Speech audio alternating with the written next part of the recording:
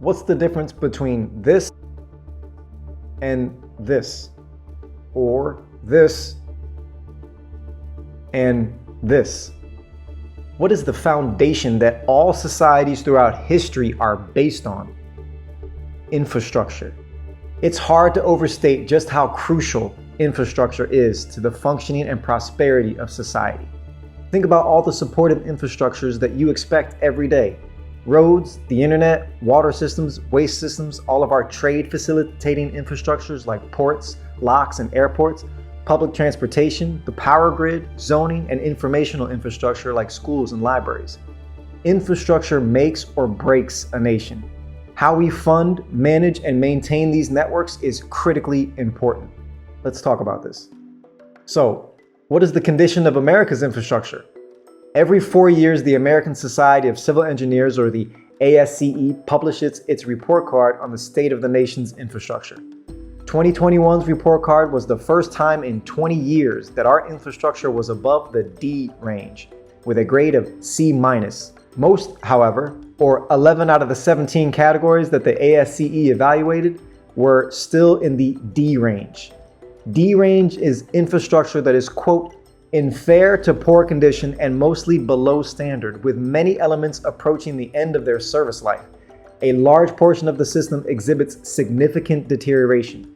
Condition and capacity are of serious concern with strong risk of failure, unquote. For context, this doesn't just mean a bad grade on our report card. It means billions and billions of dollars lost and infrastructure that can't keep up with any sort of economic growth. You simply cannot build a modern economy on crumbling infrastructure.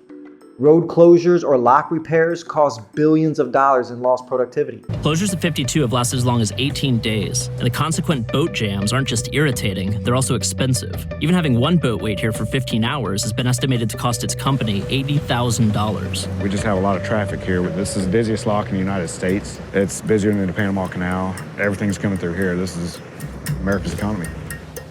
In the ASCE's 2020 study titled Impacts of Status Quo Investment Across Infrastructure Systems, they estimated that if we continue to underinvest in our infrastructure, that by 2039, it will cost the United States $10 trillion in lost GDP, over 3 million jobs, and $2.4 trillion worth of exports. But even these giant numbers fail to account for the overflow impacts of infrastructure on our lives and society, the impacts we can't put into dollar signs. How can you fully calculate how electricity, waste management, or broadband internet changes a society? Think about the social and cultural value of something like the national highway system. Keep the incalculable value of infrastructure in mind when you hear these numbers. The real impact of infrastructure on our lives and society is impossible to fully quantify.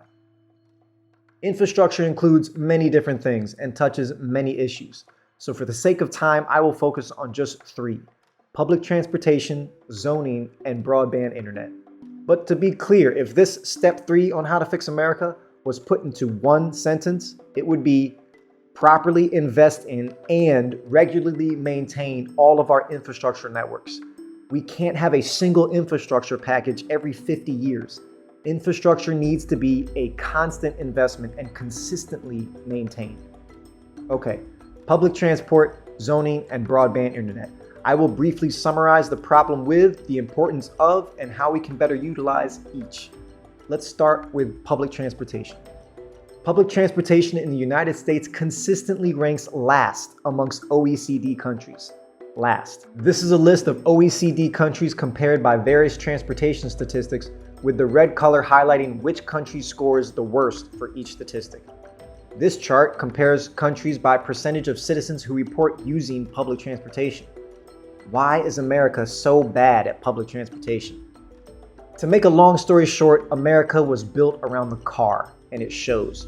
45% of all Americans have no access to public transit, and America has some of the least walkable cities in the world. Being built for the car makes for low-density areas, which makes public transit harder to build. So, in America, where there's usually no other alternative, a car has become a necessity. This is an economic burden for individuals and the country. If we continue to build our infrastructure around the car, we will continue making these problems worse and we will be losing billions of dollars in future economic growth. We need to connect different areas with more than just car infrastructure. We need more public transportation options.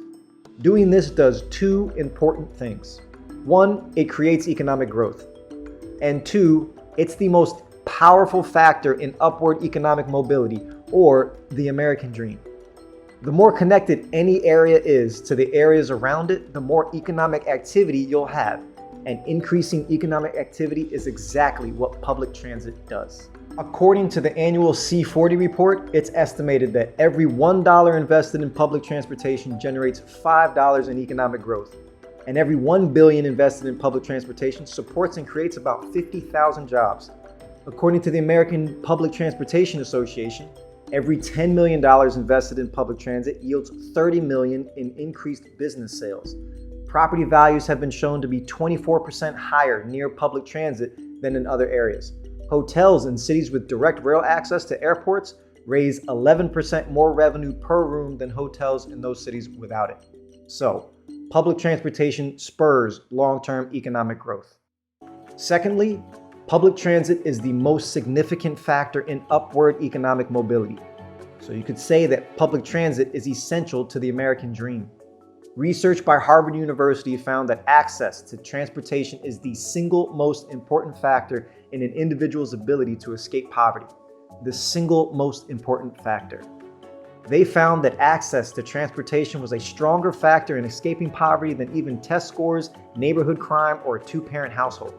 It makes sense when you think about it. This is a map of the number of jobs within a 45-minute commute. Someone who lives there, in the yellow, near that public transit rail line, has far more job opportunities than someone who doesn't.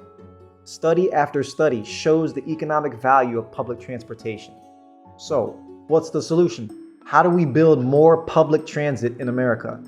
First, we need to begin by building denser developments and abandon the suburban sprawl experiment, which means no more exclusively single-family zoning. Second, where possible, we should use the rail plus property approach when implementing any rail transit.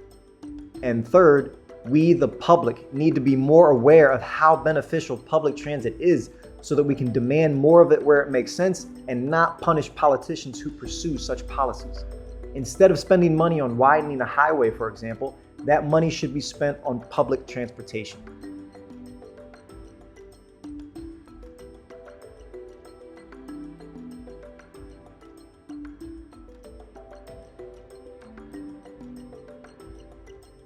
Advocate and support any initiatives into public transportation that make sense for your local area. Zoning. Zoning literally determines how all other forms of infrastructure interact. The problem here is that zoning in America is typically single-use zoning. This zoning style is why lots of the rest of the world may feel different to Americans, because zoning in many other parts of the world is often dynamic, multi-use zoning. In America, however, single-use zoning is the norm. It is a style of zoning that again is geared towards the car, with shops or restaurants in one location and residential in a completely separate location. On top of that, most of the residential zoning only allows for a single style of residential, often single-family housing, referred to as exclusionary zoning, meaning it is illegal to build anything else the market may demand. This is a major contributing factor to the affordable housing problem in America. What the market demands and what the market is legally allowed to provide are out of balance because of these exclusionary zoning laws. Affordable housing in America is one of the leaf problems connected to this tree trunk issue of zoning. So a residential area in America will look completely the same. It will look something like all single-family homes with no shops or restaurants in sight. Our public environments become less walkable and less adaptable to change. Not only does this create a very isolating environment and one where children are dependent on their parents until they buy their own car, but crucially, and this is the most important and maybe most surprising part, it creates towns and suburbs that are indebted, insolvent, and unable to pay for the basic maintenance of their own sprawling infrastructure. A suburban sprawl of single-family homes demands all the infrastructure luxuries of a dense urban environment, but located in a semi-rural one. Local governments often don't collect enough tax revenue to cover the costs of maintaining and replacing that spread-out infrastructure. Suburbs actually have been funding and managing this problem with more and more debt, more and more sprawl, or they're being subsidized by areas of land use that are more productive than parking lots and suburbs. Here is a 3D rendering done by the company Urban3 of the maintenance cost and tax revenues per parcel of land to see which areas were assets and which were liabilities to the city. This is what they found.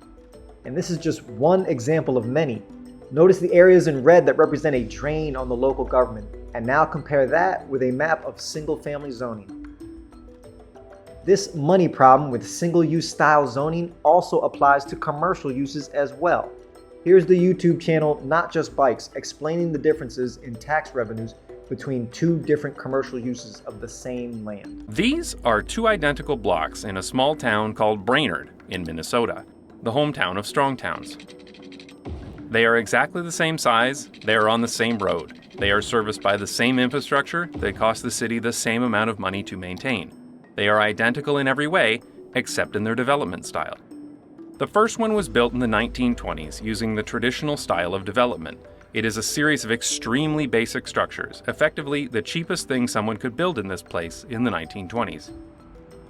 It's not exactly pretty, but it's functional, and it's flexible enough to meet the changing needs of the city, whether you need warehouse liquor, freedom firearms, or antiques and collectibles. But these buildings were never improved upon. Instead, after the 1940s, the city expanded rapidly outward, like every city in America, building into the suburbs instead of improving the places they already had. 2 blocks over used to look exactly the same. The city labeled it blight, which is urban planner speak for crappy and useless, and they bulldozed it. Then, a shiny new taco restaurant was opened in its place, using the modern suburban style of development. That first block, the old, ugly 1920s era mismatched buildings, had a total taxable value of $1.1 million. The taco shop, on the same size lot with the same amount of public infrastructure spending, had a total taxable value of $800,000. Think about this for a second. That old, decrepit 1920s block brings over 40% more tax revenue for the city, and that's after over 90 years of neglect. Meanwhile, that taco shop is new, and it will literally never get more valuable than it is right now. It's only downhill from here. This brings us to a harsh reality. Suburban-style development, even at the beginning of its life, cannot outperform traditional development at the end of its life. So, socially, American zoning creates a stale, isolating environment that is unable to adapt to changes. Economically, this zoning is contributing to the affordable housing crisis and creating municipal liabilities and debt. The solution to this is obvious, but will take time to have an impact. We need to go back to the traditional style of zoning that has worked so well all around the world for centuries. We need to create and allow more multi-use zoning. Broadband internet.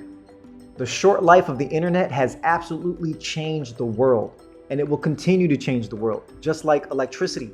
Those countries where citizens don't have access to the internet will be like countries who don't have access to electricity. Here in America, tens of millions of people don't have basic internet. The definition of broadband internet in America is an extremely low standard, thanks to lots of lobbying from the major internet providers who benefit from low expectations. The FCC defines broadband as 25 megabytes per second download speed and 3 megabytes per second of upload speed. 3 megabytes per second of upload speed. For context, that's below the world average of 8 megabytes per second and well below the median speed in Europe, which is over 40. So again, broadband as defined by the FCC is already a very low standard, and even by that standard, we are not doing well. When you see maps like these from AT&T and T-Mobile showing near universal coverage, remember that in 2019, an FCC investigation revealed that wireless providers Verizon, US Cellular, and T-Mobile had exaggerated their collective network coverage by 38%. It's actually estimated that 41 million to as much as 161 million Americans do not have basic broadband internet. And just the fact that we don't have more specific numbers for this should show how much of a problem there is. And the problem is most pronounced in our rural communities. Estimates show that as much as 30% of rural Americans, 40% of all schools, and 60% of healthcare facilities outside of metropolitan areas don't have broadband internet.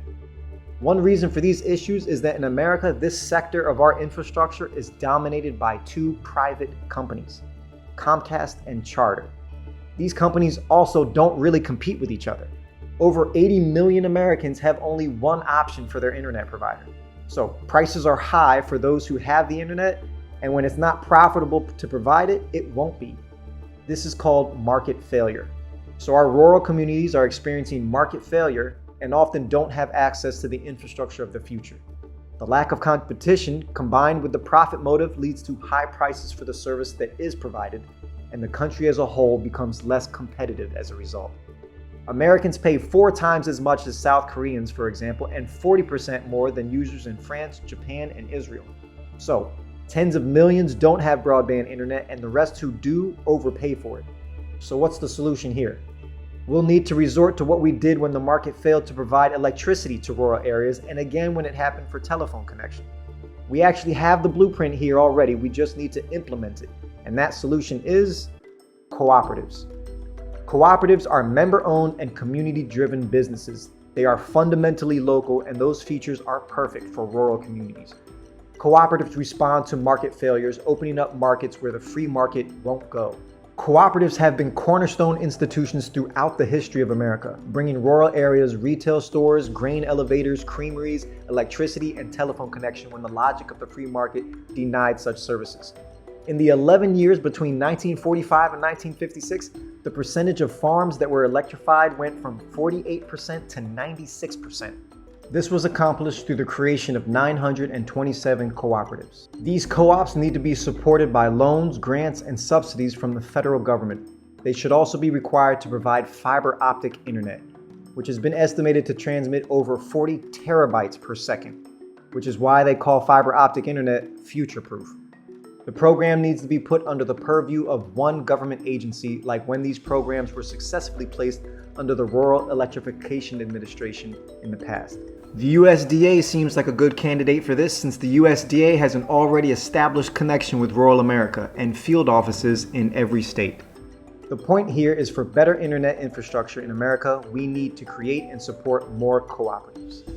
So, in conclusion, we just summarized the issues around public transport, zoning, and broadband internet in America. But our infrastructure problems go far beyond these 3 examples. We need to replace lead pipes, update our ports and dams. We need to retool our energy infrastructure for the future, and much more. Our infrastructure needs our constant attention and should always remain a top priority for the country. It currently accounts for 2.4% of our GDP, which is amongst the lowest compared to other G20 countries. We should clearly be spending more on what keeps our society running.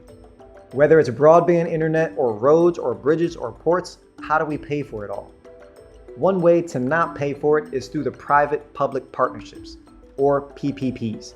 We need to build and maintain reliable, quality infrastructure for the future, keeping the whole of society and the value it adds to our country always in mind. Private monopolies have different incentives than these. Plus, they will always be more expensive to the taxpayers because of the higher costs of borrowing money. The government can borrow money at lower costs than the private sector. In 2011, the Financial Times calculated that higher borrowing costs for private companies involved with private-public partnerships in the UK cost taxpayers, quote, well over £20 billion in extra borrowing costs, the equivalent of more than 40 sizable new hospitals, unquote. In both Portugal and Cyprus, the IMF and EU identify PPPs as a contributing factor in the country's fiscal problems and required a freeze on all new PPPs. At the end of the day, the heart of any debate about infrastructure seems to boil down to how we fund it. I disagree with this framing altogether. Where there is a strong will to fund something, a way to fund it will be found. We paid over $1 trillion in Afghanistan for a war that even the generals on the ground, quote, didn't know what we were doing, unquote. That's from former Armored General Douglas Lute. So the question here isn't how do we fund the physical foundations that allow our society to function. The question is how much of a priority is our infrastructure? And I hope that I've been able to demonstrate that continually maintaining an up-to-date and dynamic infrastructure should be an absolute top priority for any country. I studied what China did when their economy would start to dip. They switched over to infrastructure. They started building railroads, hospitals, power stations all over eastern China, billions of dollars that they poured into their country. And then when the economy picked up again, they stopped.